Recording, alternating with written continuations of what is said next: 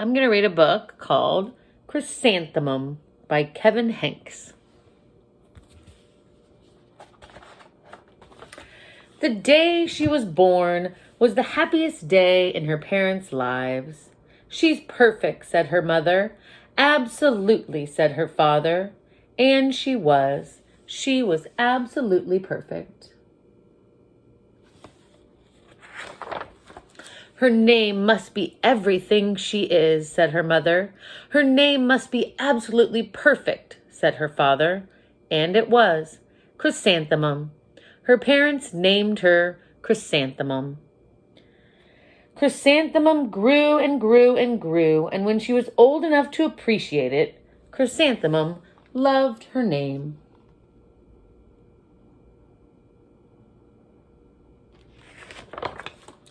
She loved the way it sounded when her mother woke her up.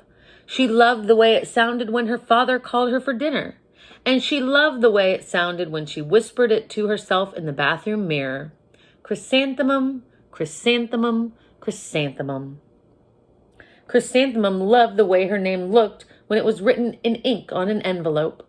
She loved the way it looked when it was written with icing on her birthday cake. And she loved the way it looked when she wrote it herself with her fat orange crayon. Chrysanthemum, chrysanthemum, chrysanthemum.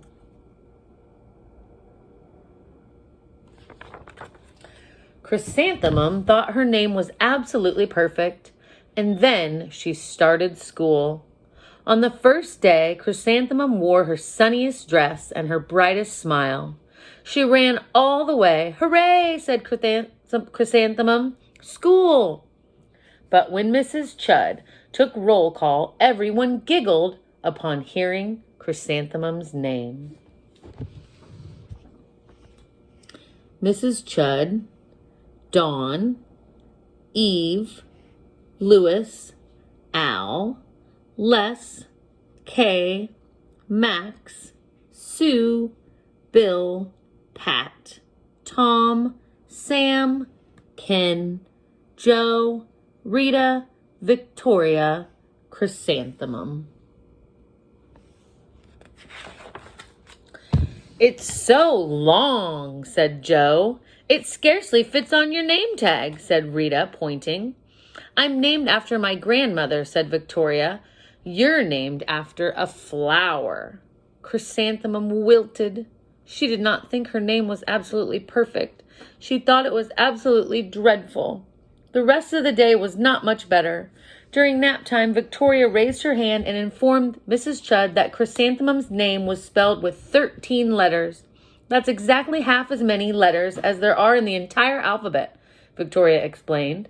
Thank you for sharing that with us, Victoria, said Mrs. Chud. Now put your heads down.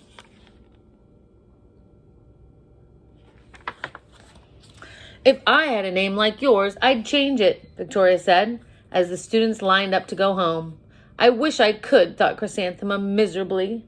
Welcome home, said her mother. Welcome home, said her father. School is no place for me, said Chrysanthemum. My name is too long. It scarcely fits on my name tag, and I'm named after a flower. Oh, pish, said her mother. Your name is beautiful, and precious, and priceless, and fascinating, and winsome, said her father. It's everything you are, said her mother. Absolutely perfect, said her father.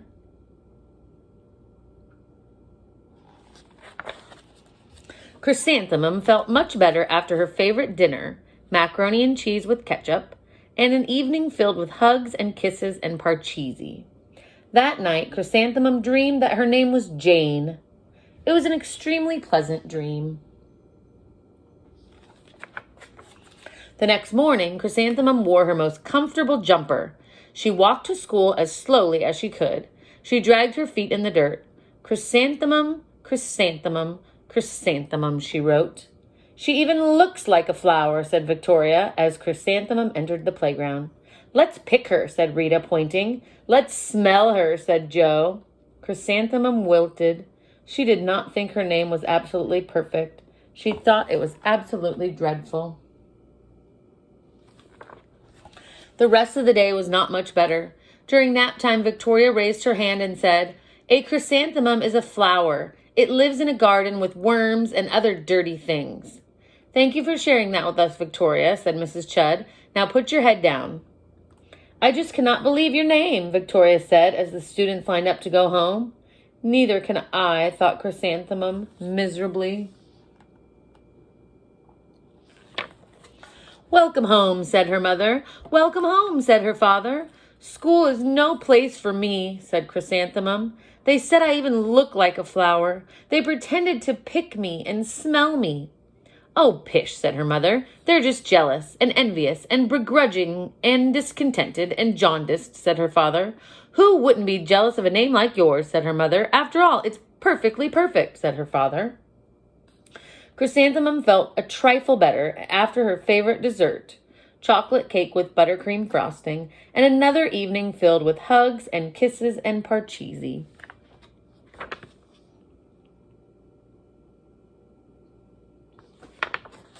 That night, Chrysanthemum dreamed that she really was a chrysanthemum. She sprouted leaves and petals. Victoria picked her and plucked the leaves and petals one by one until there was nothing left but a scrawny stem. It was the worst nightmare of Chrysanthemum's life. Chrysanthemum wore her outfit with 7 pockets the next morning. She loaded the pockets with her most prized possessions and her good luck charms. Chrysanthemum took the longest route possible to school. She stopped and stared at each and every flower. Chrysanthemum, chrysanthemum, chrysanthemum, the flowers seemed to say.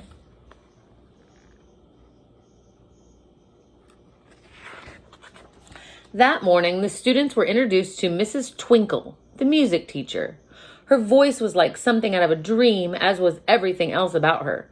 The students were speechless. They thought Mrs. Twinkle was an indescribable wonder. They went out of their way to make a nice impression. Mrs. Twinkle led the students in scales. Then she assigned roles for the class musical. Victoria was chosen as the dainty fairy queen. Rita was chosen as the spiffy butterfly princess. Jo was chosen as the all-important pixie messenger. And Chrysanthemum was chosen as a daisy.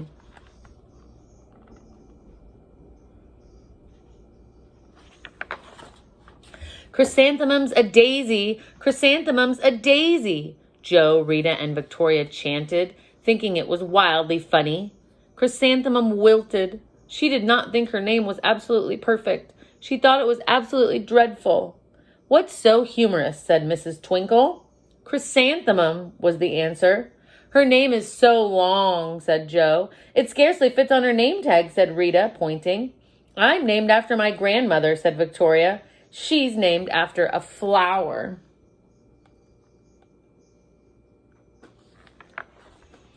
My name is Long, said Mrs. Twinkle.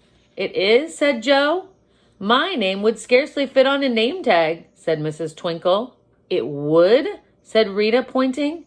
And, said Mrs. Twinkle, I'm named after a flower, too. You are, said Victoria. Yes, said Mrs. Twinkle.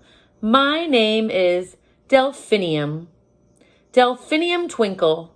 And if my baby is a girl, I'm considering Chrysanthemum as a name. I think it's absolutely perfect. Chrysanthemum could scarcely believe her ears. She blushed, she beamed, she bloomed. Chrysanthemum, chrysanthemum, chrysanthemum. Jo, Rita, and Victoria looked at Chrysanthemum longingly. Call me Marigold, said Jo. I'm Carnation, said Rita, pointing. My name is Lily of the Valley, said Victoria. Chrysanthemum did not think her name was absolutely perfect. She knew it.